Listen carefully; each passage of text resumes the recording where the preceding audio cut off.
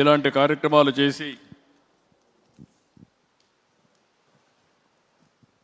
కార్యక్రమాలు చేసి మైనారిటీ సోదరులు ఒకటే హామీ ఇస్తున్నాను. నేను మొట్టమొదటి నుంచి ముఖ్యమంత్రి అయినప్పటి నుంచి మీరు ఒక్కసారి ఆలోచించుకోవాలి. తెలుగుదేశం, అదే మరి నేను ముఖ్యమంత్రి అయిన తర్వాత ఇప్పుడు ఎన్డీఏ ప్రభుత్వం. నేను ఆ రోజు ఒక మాట చెప్పాను. కేంద్ర ప్రభుత్వం వక్ఫ్ బోర్డు చట్టాన్ని తీసుకొస్తున్నారు, దాంట్లో మోడిఫికేషన్ చేశారు. కానీ దేశం అంతా కూడా ఒక నామినీని వేరే వాళ్ళని ఇస్తే ఆ సభ్యుడిని కూడా ముస్లిం సభ్యుడిని పెట్టి మీకు పూర్తి స్వేచ్ఛనిస్తానని చెప్పిన మాట నిలబెట్టుకున్నామని చెప్పి కూడా నేను మీకు తెలియజేస్తున్నా. కాబట్టి ఎప్పుడు కూడా ఈ ప్రభుత్వం మీ మనోభావాలను గౌరవిస్తుంది, మీతో ఉంటుంది. నేను ఎన్నోసార్లు చెప్పాను, ఈరోజు మళ్ళీ మిమ్మల్ని అందరినీ కోరుతున్నా, మీరు కూడా ఈ ప్రభుత్వం ఏదో తాత్కాలికంగా ఆలోచించడం లేదు.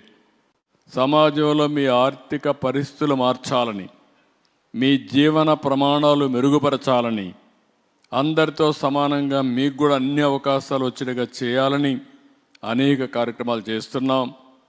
సంక్షేమం, అభివృద్ధి, సుపరిపాలన, ఇది ఈ ప్రభుత్వ విధానం.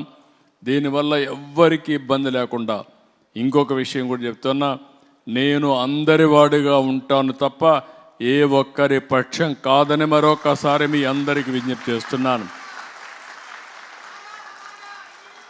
అందుకే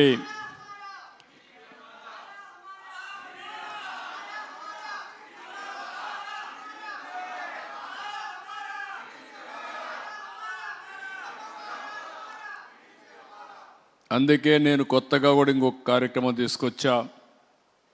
అది జీరో పావర్టీ.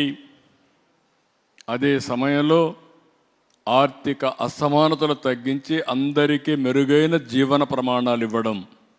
ఎక్కడ పేదవాడు ఉంటే అక్కడ నేనుంటా, ఎక్కడ పేదవాడు ఉంటే అక్కడ ఈ ప్రభుత్వం ఉంటుంది.